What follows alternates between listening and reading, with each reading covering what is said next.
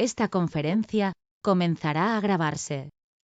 Bien, pues vamos a dar comienzo a una nueva sesión de comentarios al libro de Urantia. Y esta vez estamos con la parte primera, el universo central y los superuniversos. Y vamos por el documento número 11, la isla eterna del paraíso.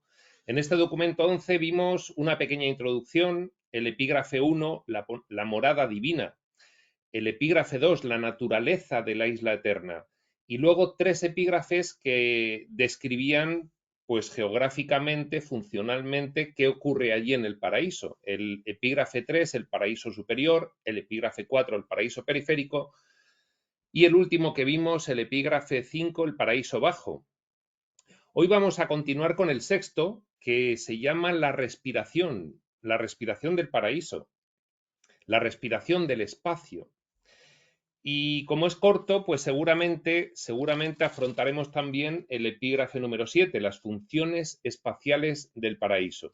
Bueno, vamos a ver en estos epígrafes unas funciones espaciales del paraíso muy interesantes, muy curiosas y sin más preámbulo, pues comenzamos con la lectura y comentario, que dice así: 6. La respiración del espacio. No conocemos el mecanismo mismo de la respiración espacial. Meramente observamos que el entero espacio se contrae y se expande alternativamente. Bueno, antes de empezar con la cuestión de la respiración del espacio, tenemos que recordar que ya nos había hablado el revelador de este documento en el epígrafe anterior, en el 5, en el paraíso bajo, que había una pulsión de energía que salía de la zona del paraíso bajo, pues precisamente de la zona exterior. Recordemos que el paraíso bajo tenía la zona de la infinidad, de la cual el revelador no sabía prácticamente nada, porque dice que nadie sabe nada salvo la Trinidad del paraíso, el primer círculo justo debajo de la morada divina, la zona de la infinidad, luego una zona innominada, bueno, pues entendemos que como no podemos ni siquiera comprender bien lo que nos iban a explicar, pues ellos deciden que ni siquiera nos dicen el nombre de esa zona, y luego una tercera zona. En esa tercera zona, bueno, pues se realizaban actividades de fuerza y de energía con respecto a todo el universo. Entonces, una de esas actividades en este tercer área concéntrica del paraíso bajo, una de las actividades se realizaban en la parte más exterior de esa tercera zona concéntrica. Y era una especie de pulso energético que emergía desde allí, que se pensaba, se creía que tenía que ver funcionalmente con las actividades del absoluto no cualificado, esa manifestación impersonal del yo soy, que precisamente pues tiene como función todas estas cuestiones del sostenimiento del universo desde un punto de vista de la fuerza y de la energía. Y entonces ese pulso energético que emergía de esa parte del paraíso bajo hacia todo el universo, también tenía un ciclo de, de pulso de 1.000 millones de años del tiempo de Urantia. Nos lo dicen, pues como nosotros lo podemos entender. Dice, son pulsos de periodos de tiempo gigantescos, de eones. Y entonces hablaba de que ese periodo de tiempo, de el pulso de emisión de energías de 1.000 millones de años urantianos, lo de 1.000 millones de años hay que pensar lo que dura un año, hay que pensar lo que dura 100 años, hay que pensar lo que dura 1.000 años, 10.000, 100.000, 1.000.000 de años, y luego pensar en 1.000 millones de años, ¿de acuerdo? O sea, es mucho tiempo. Pues bien, 1.000 millones de años de impulso energético desde el paraíso hacia los confines del universo maestro, y luego otros 1.000 millones de años de regreso de esa energía. Entonces, Esto es diferente de este otro concepto de la respiración del espacio. La respiración del espacio quiere decir que el mismo espacio se expande y se contrae. Y nos dice el libro Durantia, el impulso energético está sincronizado con la expansión del espacio. A esto de la expansión del volumen del espacio le llama la respiración, pero no hay que confundirlo con el pulso energético que sale del paraíso. Son dos conceptos diferentes. Lo que estamos viendo ahora mismo es la expansión del volumen del espacio, que tiene una respiración, pues como si un pulmón cuando toma aire y se expande, entonces el volumen del pulmón crece y al exhalar, pues el volumen del pulmón se contrae. Pues eso mismo ocurriría con el espacio. No conocemos el mecanismo mismo de la respiración espacial, meramente observamos que el entero espacio se contrae y se expande alternativamente. Bueno, vamos a recordar la forma del espacio para hacernos una idea. Recordemos muy brevemente, tenemos el núcleo inmóvil, que es la isla eterna del paraíso, que es el centro geográfico de todo el espacio-tiempo, pero sin embargo no está ni en el espacio ni en el tiempo. Alrededor tenemos las esferas sagradas del paraíso, 21 esferas, alrededor, es decir, manteniendo dentro al paraíso el volumen de lo que se conoce como el universo de universos o universo central de Abona, luego estarían los 7 superuniversos y luego los 4 anillos exteriores. Pero todo esto no está repartido en lo que podría ser una esfera completa alrededor del paraíso, sino que el universo tiene una forma de rosquilla, una forma toroidal. Entonces, ¿qué es lo que ocurre? Que el espacio va ocupando, pues precisamente, el volumen de desarrollo de esa rosquilla, ¿de acuerdo? Pero por arriba hay zonas de espacio que se dice que son zonas no ocupadas por las fuerzas que emanan, fuerzas energéticas que emanan desde el paraíso. Por arriba y por debajo tenemos una especie de Vs o de, si la V la rotas, pues queda como un embudo colocado en sentido vertical en la parte de arriba del paraíso. Esta sería la isla del paraíso, y por abajo otro embudo. Y precisamente estos embudos resultantes laterales es en la rotación de los mismos la rosquilla en la que está el espacio ocupado por el universo central de Abona, por los superuniversos, por los 4 anillos exteriores. Con lo cual, cuando nos habla de la respiración del espacio, nos lo va a decir ahora mismo, lo vamos a ver un poco gráficamente para poder entenderlo cuando lo leamos. Nos habla de que el espacio ocupado, es decir, el espacio de lo que es la rosquilla, ese espacio se expande. Y a su vez, como una especie de compensación, el espacio no ocupado, que son los volúmenes por encima del paraíso y por debajo del paraíso, se contraen, ¿de acuerdo? Y esto es lo que nos va a explicar, pero es mejor verlo un poco primero gráficamente, imaginándoselo mentalmente, y ahora cuando lo escuchemos, pues lo entenderemos algo mejor. Esta respiración afecta tanto la extensión horizontal del espacio ocupado, todo el desarrollo de la rosquilla, se expande, como las extensiones verticales del espacio desocupado que existen en los vastos depósitos de espacio por encima y por debajo del paraíso. Todo lo que no es la rosquilla, por encima y por debajo, si tenemos una rosquilla, pues tenemos la parte superior de la rosquilla y la parte inferior. Por fuera de la rosquilla, bueno, pues eso es espacio desocupado. Bueno, pues cuando el espacio desocupado se expande, cuando el espacio ocupado se expande, el espacio desocupado se contrae y viceversa. Y esa es la respiración. Para intentar imaginar el perfil de volumen de estas reservas espaciales, tanto de espacio ocupado como no ocupado,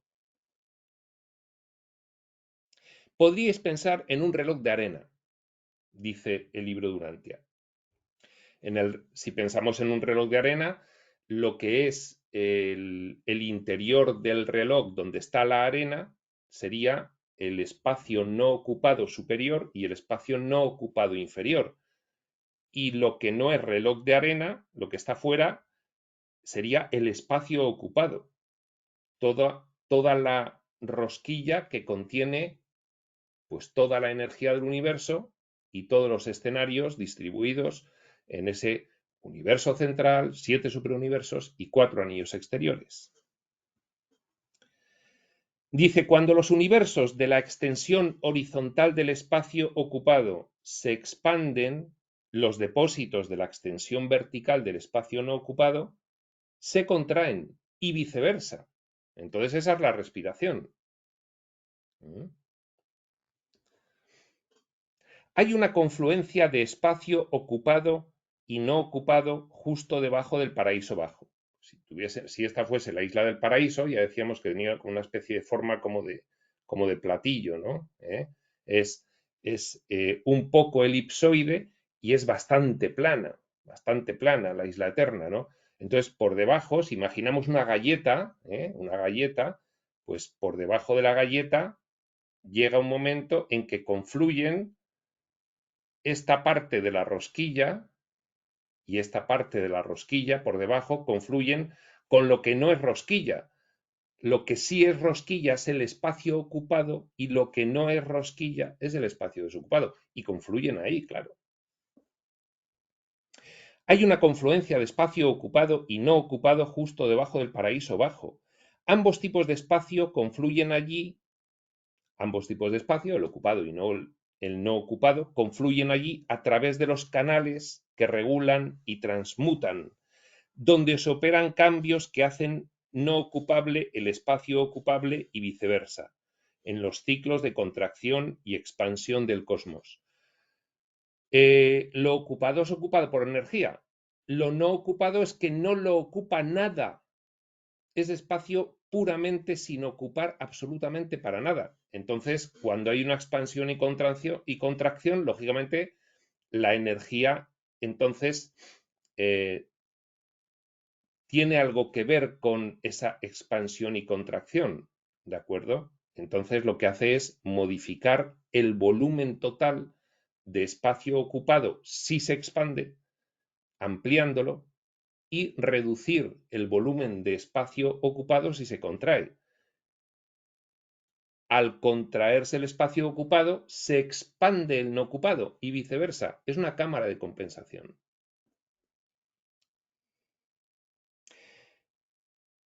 Espacio desocupado significa, dos puntos, nos lo explica el libro Durantia directamente. No ocupado por aquellas fuerzas, energías, poderes y presencias que se sabe existen en el espacio ocupado. Claro, el espacio ocupado pues es lo que vemos en los telescopios y lo que nos imaginamos que hay allí, porque hay, como dice bien el libro Durantia, fuerzas, energías, poderes y presencias que nosotros no podemos ver. Nosotros vemos lo material, pero luego hay muchos niveles dimensionales. Pues bien, nada de eso hay en el espacio desocupado, ni lo que vemos nosotros ni lo que no vemos, porque hay mucho más de lo que vemos nosotros en el espacio ocupado, ¿de acuerdo? En el espacio desocupado no habría nada. No sabemos si el espacio vertical, depósito, tanto el inferior como el superior, no sabemos si el espacio vertical está destinado siempre a funcionar como el contrapeso del espacio horizontal. Lo dice además poniendo entre paréntesis algo que aclara mucho. No sabemos si el espacio vertical, entre paréntesis, depósito, está destinado siempre a funcionar como el contrapeso del espacio horizontal, universo. no sabemos si hay una intención creadora respecto del espacio desocupado. Es que realmente los reveladores nos cuentan lo que saben, entendemos que es lo que saben y no lo que dicen que saben, pero ellos se cuidan mucho de decir, mira, lo que no sabemos, pues muchas veces especulamos y lo que no sabemos, no lo sabemos y ya está. Entonces, efectivamente, dice, mira, no sabemos realmente si hay una intención creadora en el espacio desocupado, si solo sirve de contrapeso en esa contracción-expansión o si hay planes para ocuparlo en algún momento. No lo sabemos. Realmente sabemos muy poco acerca de los depósitos del espacio, meramente que existen y que parecen contrabalancear los ciclos espaciales de expansión-contracción del universo de los universos. Expansión, pues se reduce el depósito. Contracción, aumenta el depósito, como si lo que quitases de un sitio tuviese que ir a otro. Es decir, si estás reduciendo el volumen del espacio, tiene que salir por algún lado. Es como un globo. Tú aprietas un globo contra tu pecho y si lo aprietas de un lado, pues sale el globo por el otro lado. El aire no se comprime. El aire tiende pues a buscar por dónde escapar. Bueno, pues esto sería igual. Parecería ser que hay un espacio asignado que no se puede comprimir y entonces si el volumen del espacio ocupado se contrae, ese espacio tiene que irse a los depósitos. ¿De acuerdo? Parecería que implica esto lo que están contando. Los ciclos de respiración del espacio duran en cada fase por poco más de 1000 años, de 1000 millones de años urantianos. Es decir, 1000 millones de años de contracción, 1000 millones de años de expansión, 1000 millones de años de contracción. Son respiraciones universales, claro. Durante una fase, los universos se expanden. Durante la siguiente, se contraen. El espacio ocupado, el universo, el donut, la rosquilla, el espacio ocupado se está aproximando ahora a un punto medio de la fase de expansión. Es decir, si un ciclo expansivo, pues imaginaos, haciéndolo gráficamente, fuese todo esto, pues está en el punto medio. Es decir, hemos recorrido la mitad de la expansión y nos queda la otra mitad de la expansión. El espacio ocupado se está aproximando ahora a un punto medio de la fase de expansión y, por lo tanto, al ser complementario, el espacio desocupado se aproxima al punto medio de la fase de contracción. Si la total contracción fuese esto, pues está en un punto medio, sin llegar a mitad de camino, lógicamente, porque si es complementario o depósito compensatorio un espacio del otro, pues si estamos a mitad de camino en la expansión del universo, estamos a mitad de camino en la contracción del depósito de espacio. Y se nos ha informado de que los límites extremos de ambas extensiones espaciales están ahora, en teoría, aproximadamente equidistantes del paraíso. Claro, efectivamente, pues si los límites extremos del universo, es decir, del espacio universal, se están expandiendo y los límites extremos del espacio de depósito, del espacio desocupado, se están contrayendo y ambos van a mitad de camino, pues más o menos están a la misma distancia los extremos del universo que los extremos del depósito. Más o menos a la misma. Es decir, podríamos circunscribir el volumen completo del espacio, tanto del ocupado como del no ocupado, en una esfera, más o menos, porque si los límites están más o menos a la misma distancia, todos del paraíso, pues imaginaos, si no en el punto máximo de expansión, pues estarían muy cerquita los límites del depósito y muy lejos los límites del universo. Y al contrario, en un punto de máximo de contracción estarían mucho más cerca los límites del universo y mucho más lejos los límites del depósito. Pero si están todos en un punto intermedio, pues más o menos lo podemos englobar todo en una esfera.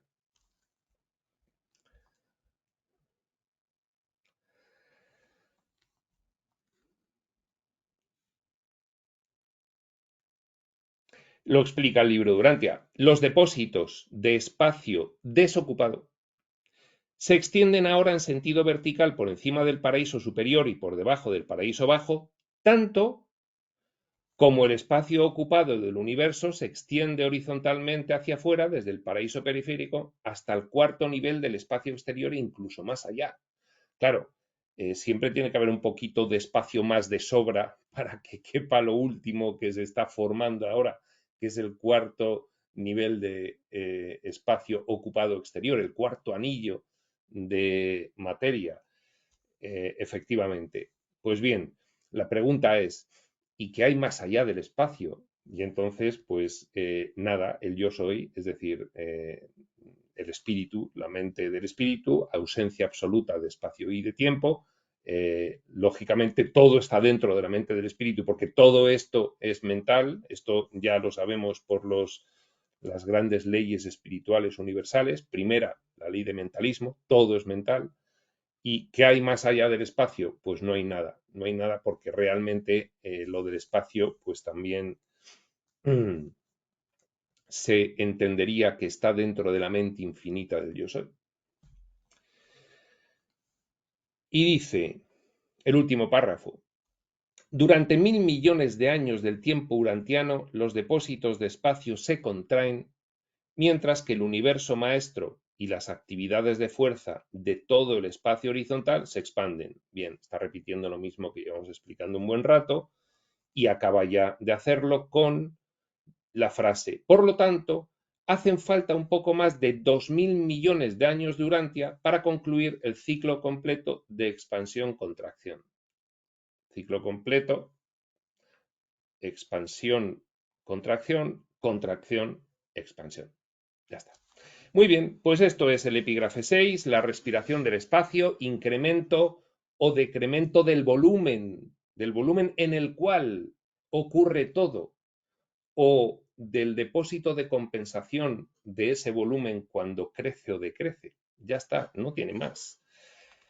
Y bien, pues vamos a por el epígrafe 7, las funciones espaciales del paraíso.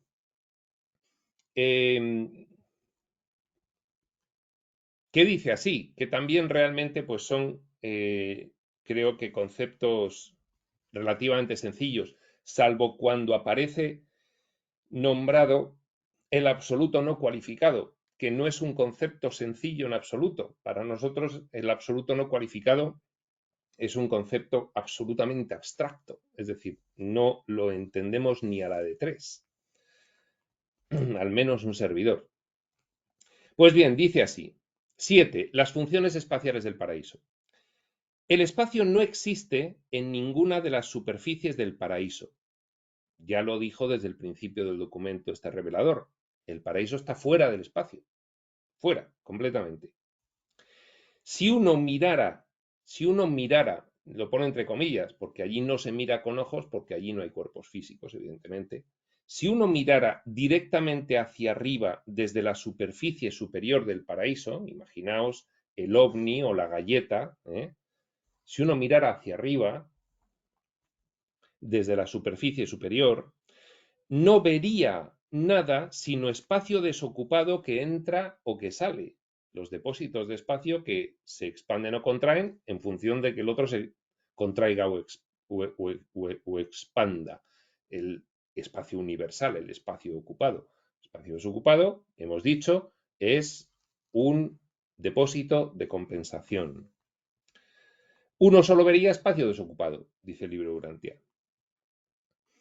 El espacio no toca el paraíso, solo las zonas quiescentes del espacio intermedio entran en contacto con la isla central.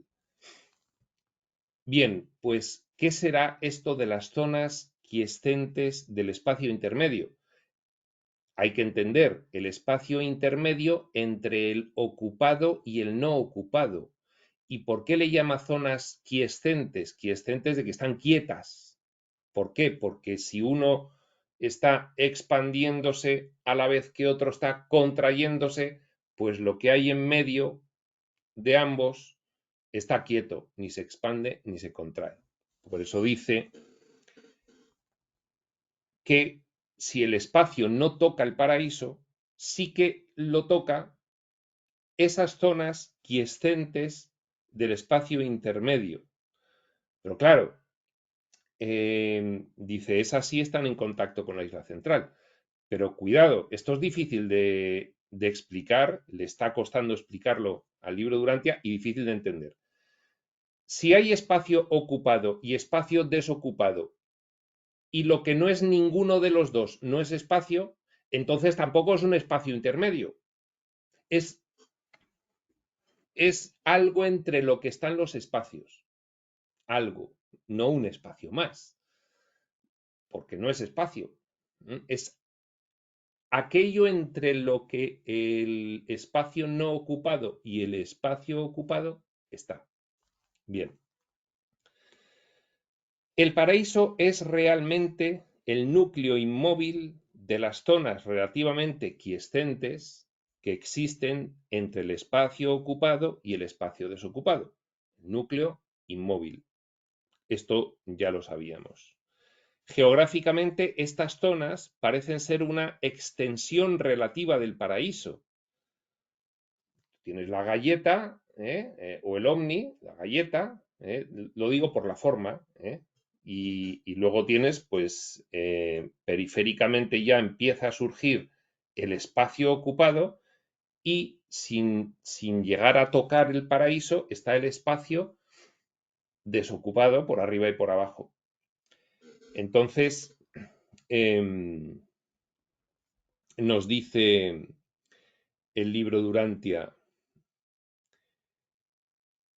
que lo que no es espacio es como una extensión del paraíso. A ver si logramos atisbar algo. El paraíso es realmente el núcleo inmóvil de las zonas relativamente quiescentes que existen entre el espacio ocupado y el espacio desocupado. Geográficamente estas zonas parecen ser una extensión relativa del paraíso, pero probablemente tengan algún movimiento. Probablemente. Sabemos muy poco acerca de ellas, pero observamos que estas zonas de reducida moción espacial ni se expanden ni se contraen porque son zonas relativamente quietas que están ahí en medio, pueden tener el rozamiento del espacio que se contrae y se expande, pero sabemos muy poco acerca de ellas, pero observamos que estas zonas de reducida moción espacial separan el espacio ocupado del espacio desocupado. Zonas similares existieron antaño entre los niveles del espacio ocupado. ¿Cuáles son los niveles del espacio ocupado? A ver, pues entre el paraíso y las esferas sagradas que rodean el paraíso, entre estas y el universo central de Abona, entre el universo central de Abona y la rosquilla de los 7 superuniversos, entre la rosquilla de los 7 superuniversos y el primer anillo de formación de futuros superuniversos, y entre este primer anillo y el segundo, y entre el segundo y el tercero, y entre el tercero y el cuarto, y después del cuarto. ¿Vale? Zonas similares existieron antaño entre los niveles de espacio ocupado, estos que acabamos de decir, pero ahora son menos quiescentes. Bien, están menos quietas ahora que antes. Pues ahora nos explicará por qué. Un corte vertical cambia de párrafo, con lo cual ya creo que no nos va a explicar por qué son menos quiescentes. Pero bien, un corte vertical. De todo lo que estamos viendo, estamos hablando de una rosquilla para imaginarnos. O sea, una rosquilla sería, pues digamos, lo que es todo el volumen del espacio, todo el volumen del espacio ocupado por fuerza, energía, poder y presencias, por todo lo que hay en el espacio-tiempo. La rosquilla. Bien. Luego tenemos dentro lo que es el agujero de la rosquilla, ahí está el paraíso. Ahí está el paraíso, que está fuera del espacio y del tiempo. En la rosquilla está el universo central de Abona, es difícil imaginárselo, pero bueno, hay que imaginárselo como rodeando completamente lo primero que rodea el paraíso, o sea, la parte interior de la rosquilla es el universo central de Abona y luego los 7 superuniversos. Entonces, si tienes arriba los depósitos de espacio desocupado, arriba y abajo, tú haces un corte vertical del espacio total, cortas todo eso en un plano, es como si pasases un cristal por el medio de todo eso, se asemejaría ligeramente a una cruz maltesa. Una cruz maltesa, pues acordaos que las aspas de la cruz se ensanchan mucho, son muy anchas, ¿de acuerdo? Entonces, parece una cruz porque tiene 4 aspas, pero las aspas son tan anchas que no es como la cruz cristiana, es bastante diferente, las aspas son bastante anchas. Entonces dice, tú pasas un corte vertical por todo esto que estamos explicando y que pasa por el medio del paraíso también, cortas la rosquilla, le pasas un cristal y entonces, ¿qué es lo que parece que hay ahí? Pues una cruz maltesa, en donde las aspas verticales, la superior y la inferior, es el espacio desocupado, y donde las aspas horizontales, de un lado y del otro, pues sería el espacio ocupado, ¿de acuerdo? Una cruz maltesa. Un corte vertical del espacio total se asemejaría ligeramente a una cruz maltesa, donde los brazos horizontales representan el espacio ocupado, entre paréntesis, universo, y los brazos verticales representan el espacio desocupado, depósito. Las áreas entre los 4 brazos los separarían a estos brazos en forma semejante a como las zonas del espacio intermedio separan el espacio ocupado del desocupado. Claro, efectivamente, pues es que precisamente esas zonas quiescentes que separan el espacio ocupado del desocupado es lo que hacen separarlo. Esto es una frase un poco de perogrullo, del libro Durantia. Pues claro, esa es su función, separar el espacio ocupado del desocupado, las zonas quiescentes.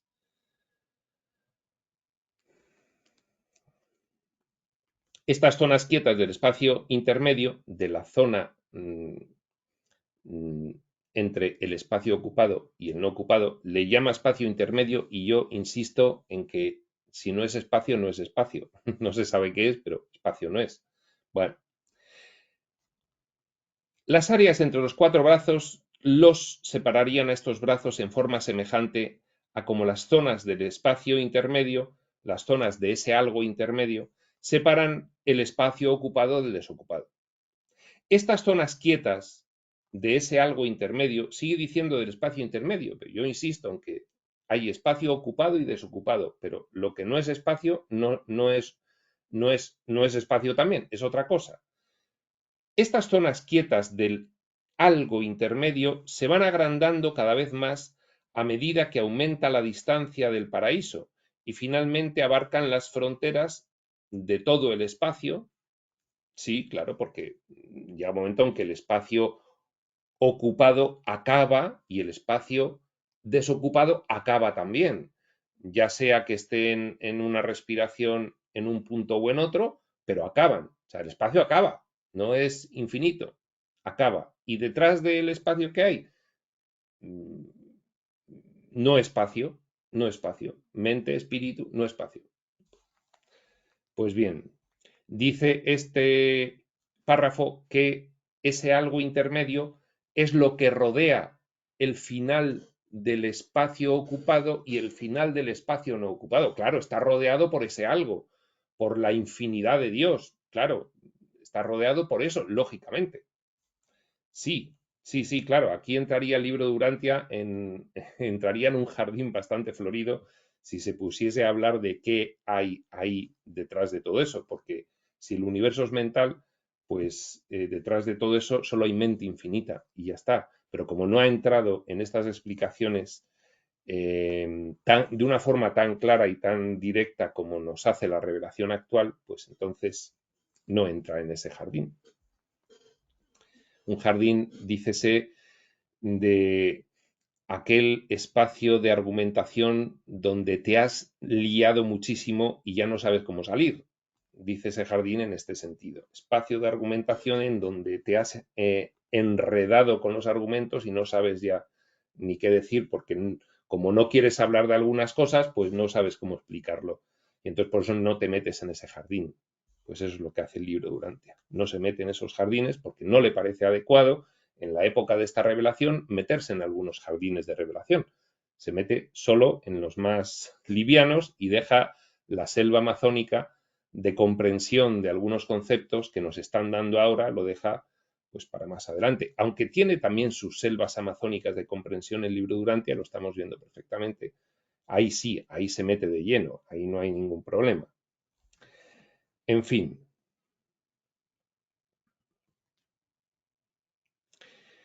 Estas zonas quietas de ese algo intermedio se van agrandando cada vez más a medida que aumenta la distancia del paraíso. Sí, claro, porque si el espacio ocupado acaba y el depósito espacial acaba, pues llega un momento en el que cada vez hay más ese algo intermedio.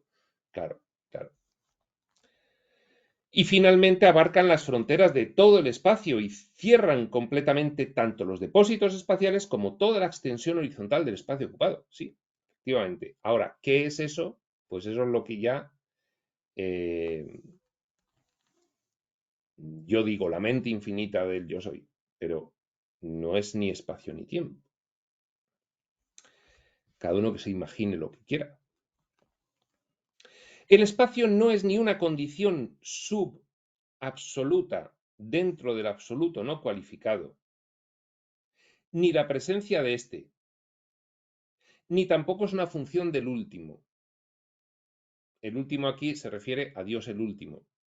Dios el último es la resultante unificada experiencial de las conciencias del nivel absonito. Y lo digo así porque no lo voy ni a explicar aquí lo de Dios el Supremo y Dios el Último, porque no corresponde.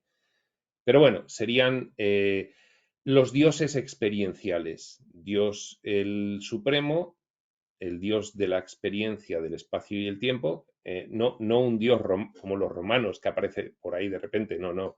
Una manifestación del yo soy, finalmente, que con la experiencia de los fractales se va actualizando poco a poco. Ese es Dios el Supremo, el de las experiencias en el espacio-tiempo. Y Dios el último es el de las experiencias en el espacio-tiempo trascendido. Cuando ya se ha trascendido el espacio-tiempo, pues ese es el último. Y luego está Dios el absoluto, que es más o menos lo equivalente a la Trinidad del Paraíso, pero después de toda la aventura experiencial. Bueno, ya estamos entrando en explicar cosas que no hay que explicar aquí, que son de otros puntos del libro de Urantia y de otros momentos de explicación. ¿Qué quiere decir? El espacio no es, dice que no son ninguna de estas tres cosas, ni una condición subabsoluta dentro del absoluto no cualificado, bien, incomprensible, porque como no entendemos bien lo del absoluto no cualificado, pues una condición por debajo del absoluto no cualificado, pues bien, hasta ahí llegamos a entender, nada más. Bien, dice, no es eso. Tampoco es la presencia del absoluto no cualificado. Pero tampoco es una función del último. Bien, es una dádiva del paraíso. y se cree que el espacio del gran universo y el de todas las regiones exteriores realmente se impregna de la ancestral potencia espacial del absoluto no cualificado. Bueno, y como últimamente lo que nos dicen es que el tiempo y el espacio son subproductos de la conciencia y que la conciencia es la mente del espíritu explorando el concepto de la limitación, pues la resultante perceptiva de una mente autolimitada, la resultante perceptiva de una mente autolimitada, es decir, de la conciencia autolimitada respecto de la ilimitación de lo que es en realidad, que es la mente original divina del espíritu del yo soy, pues la resultante perceptiva es el espacio y es el tiempo. Eso es lo que nos dicen ahora. Es decir, cuanto más limitada tienes tu mente, más percepción de tiempo y de espacio tienes. Por eso,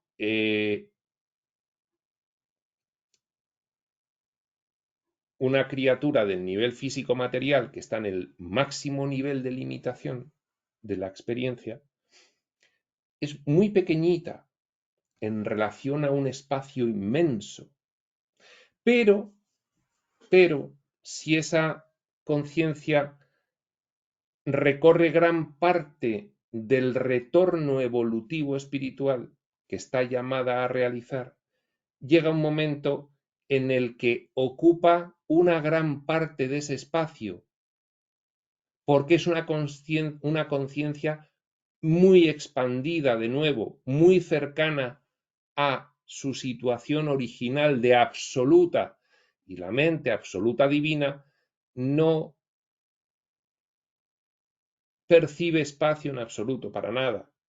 Percibe, nosotros lo entendemos cuando se nos dice, está en todas partes, pero es mucho más que eso. Es que es todo lo que nosotros luego percibimos como espacio, pero que no lo es, no lo es. Bueno, en fin. Vale. ¿Qué es lo que ocurre? Que el libro de Urantia no entra a explicarnos toda esta cuestión del universo, no lo entra a explicar directamente, porque luego efectivamente sí que dices, vamos a ver, es que hay una componente del yo soy primigenio, una manifestación que procede de Padre y de Hijo, que es el Espíritu Infinito, que es el Dios de la acción, pero que es precisamente el administrador del circuito mental del universo. Entonces, el libro de Urantia, claro que sabe, los reveladores, claro que saben cómo no van a saber lo que nos han dicho posteriormente, claro que lo saben ellos, pero en ese momento no les interesaba explicar estas cuestiones que nos han ido explicando un poco después. Entonces, ahora que nos dicen tanto tiempo como espacio son residuos perceptivos resultantes de la limitación de una mente, residuos o subproductos de la conciencia, por tanto, pues diciéndonos el libro de Urantia, y por armonizar un poco, se cree que el espacio del gran universo y el de todas las regiones exteriores, es decir, de todo el espacio universal, se cree que todo el espacio universal realmente se impregna de la ancestral potencia espacial del absoluto no cualificado. Y esto podría traducirse, bueno, pues entonces la ancestral potencia espacial del absoluto no cualificado es precisamente la posibilidad de hacer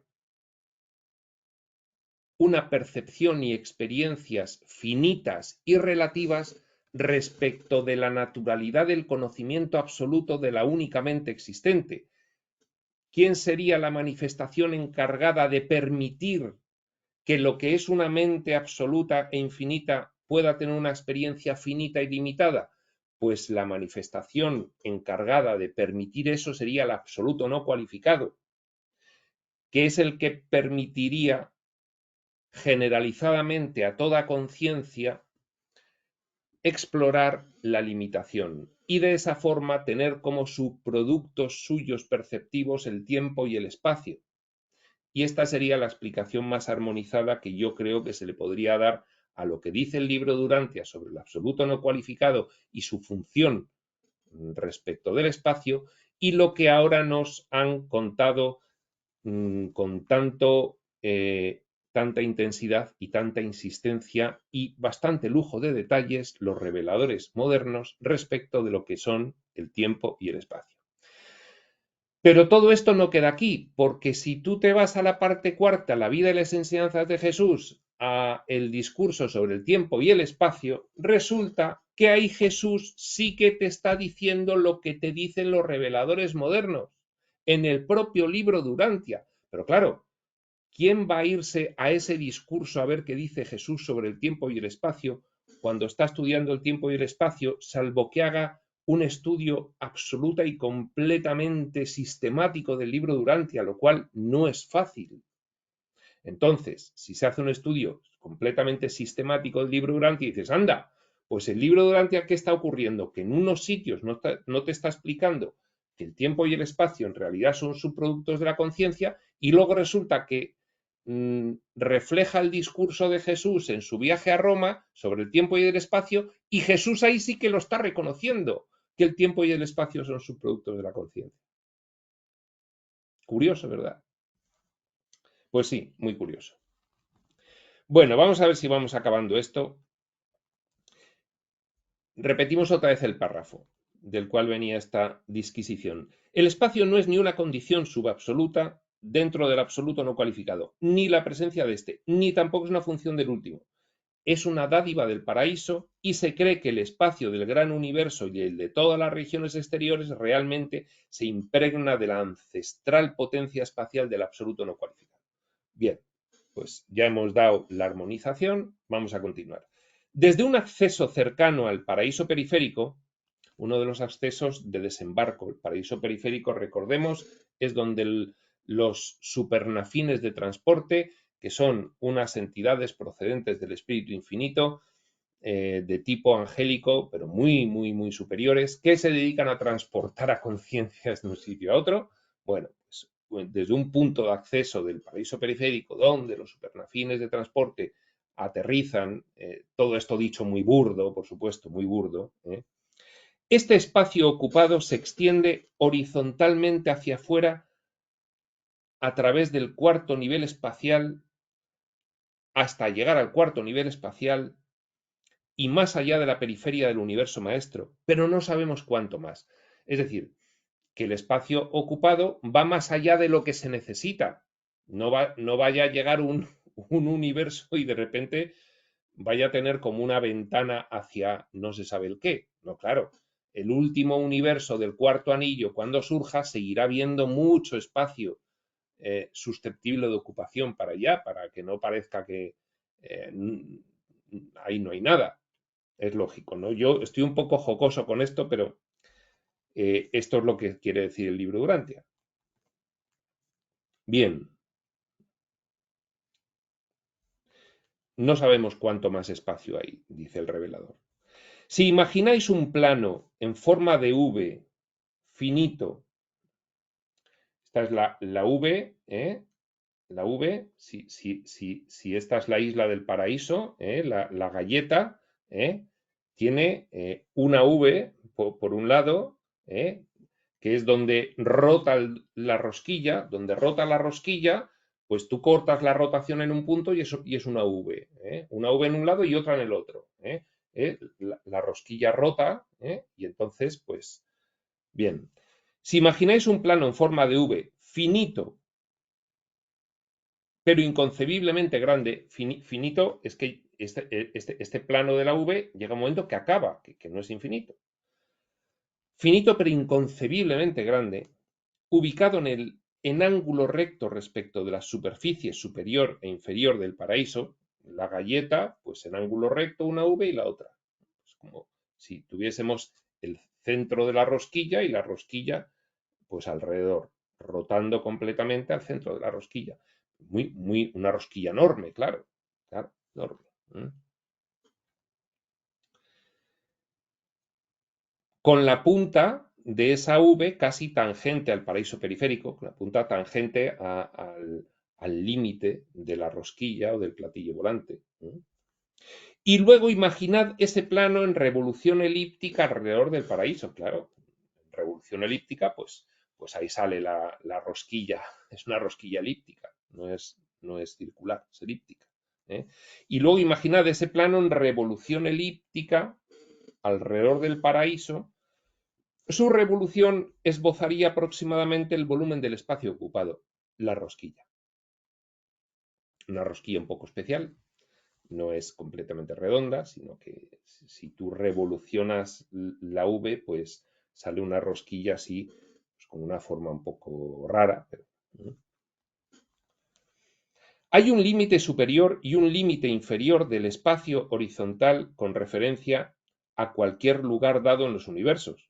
Claro, si uno pudiera movérselo bastante lejos en ángulo recto respecto del plano de Orbontón, pues por ejemplo, es nuestro universo, es nuestro superuniverso, el séptimo superuniverso, un universo de Orbontón. Tú te sitúas en Orbontón, dice el libro Durantia, por poner un ejemplo, ¿no? Estás en la rosquilla, estás en un trozo de la rosquilla. El superuniverso de Orbontón es un trozo de la rosquilla, es como si cortas la rosquilla en 7 trozos para repartir. Pues uno de los trozos, bueno, pues tú estás en medio y vas o hacia arriba o hacia abajo y llega un momento en que te encuentras con el final del espacio, que no hay más, no hay más.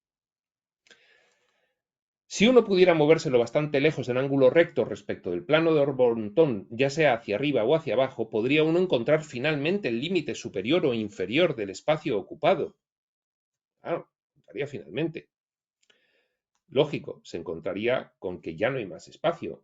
¿Y qué hay? Pues ese algo intermedio. Y ya está, acaba el espacio. No vas más allá. Entiendo yo que no vas más allá. No te caes a ningún sitio tampoco. Dentro de las dimensiones conocidas del universo maestro, estos límites se separan cada vez más del paraíso, claro, porque la V, pues cuanto más lejos estás del paraíso, pues más grande se hace la rosquilla, ¿no? Más lejos estás del agujero de la rosquilla, más gorda se hace, más grande, más bocado se le puede dar.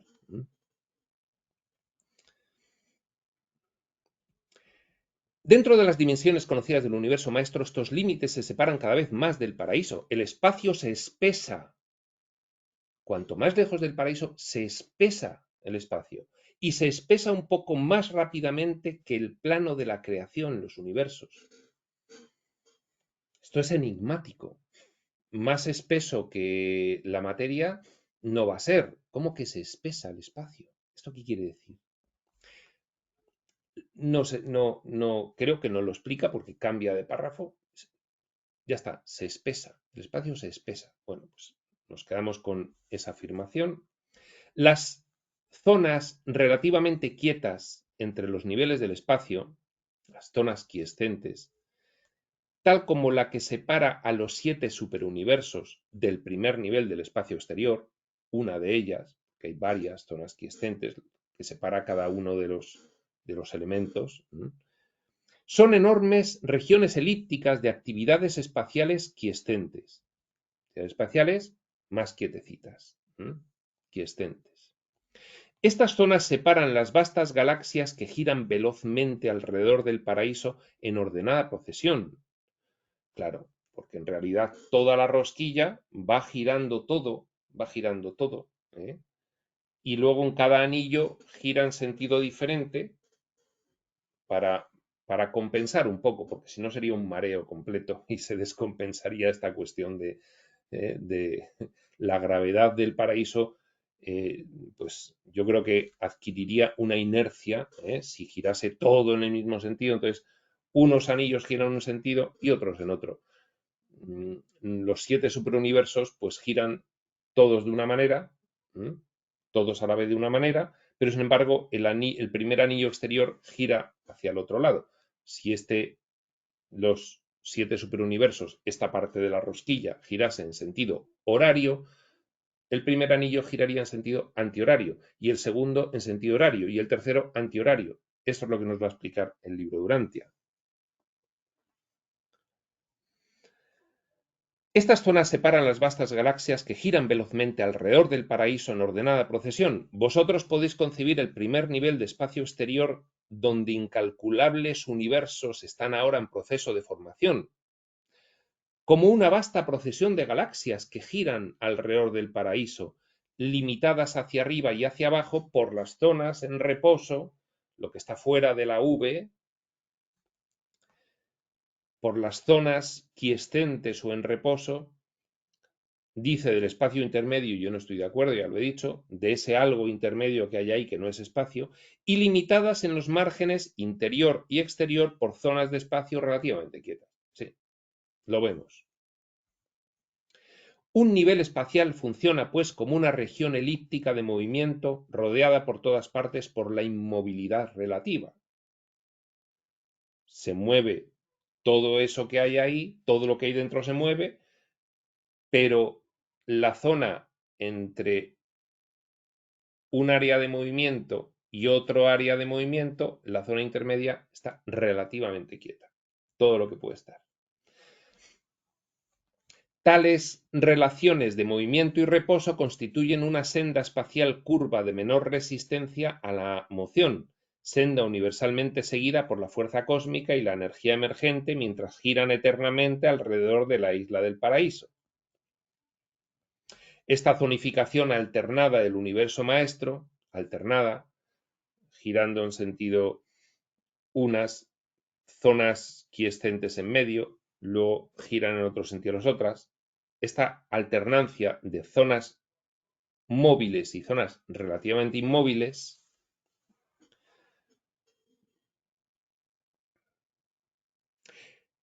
esta zonificación alternada móviles e inmóviles del universo maestro, asociada con el flujo alternado de las galaxias en el sentido de las manecillas del reloj y en el sentido contrario, es un factor en la estabilización de la gravedad física. Claro, es para compensar. Pues si todo va hacia el mismo lado, pues al final es un mareo. Entonces hay que compensar un poco. Yo sigo con mi tono jocoso, pero esto es serio. No estamos explicando, estamos intentando explicarlo de la mejor manera posible, pero hay que quitarle un poco de, un poco de seriedad a esta parte porque si no... Es un factor en la estabilización de la gravedad física, concebido para prevenir el aumento de la presión de la gravedad, para que no haya tanta presión de la gravedad, hasta el punto de producirse actividades disruptivas o de dispersión. Pues que, en fin, todo girando al mismo tiempo, pues entiendo yo que al final pues haya una presión y una inercia que algo se descontrole y entonces no viene bien que se descontrole nada. Este mecanismo ejerce influencia antigravitacional y actúa como un freno, el mecanismo este de tener zonas móviles y zonas inmóviles alternadas y que los movimientos sean unos en un sentido horario y otros en un sentido antihorario, este mecanismo ejerce influencia antigravitacional y actúa como un freno sobre velocidades que de otro modo serían peligrosas. ¿Dónde vamos que nos vamos? A esta velocidad, que estamos acelerándonos demasiado. Bien, si hay otro anillo, el primer anillo girando en sentido contrario, pues bien, en fin, ejerce un efecto compensatorio a que no adquiramos demasiada velocidad. El tío vivo, si adquiere demasiada velocidad, los niños acaban en el suelo. Pues no puede ser. Bueno, pues esto es así. Este es el epígrafe 7, las funciones espaciales del paraíso. Ya las estamos viendo. Está todo organizado, todo sincronizado, todo compensado para que nada se descontrole. Esto es una creación, lógicamente, de la mente infinita del espíritu. No podía ser menos. Y, pues bien, dejamos para la siguiente sesión el epígrafe 8, solo nos quedarían dos para acabar este documento 11. El 8, la gravedad del paraíso. Este es muy interesante porque se entienden muchas cosas, muchas cosas. Habla de etapas pregravitacionales, etapas gravitacionales y etapas postgravitacionales. gravitacionales. Este es muy interesante, este 8. Y el 9, la singularidad del paraíso, pues ya es como una especie de resumen final en el que se te dice: el paraíso es modelo y todo lo demás es copia potencial. Pero esto lo veremos en otro momento, el 8 y el 9. Y hasta entonces, prospector.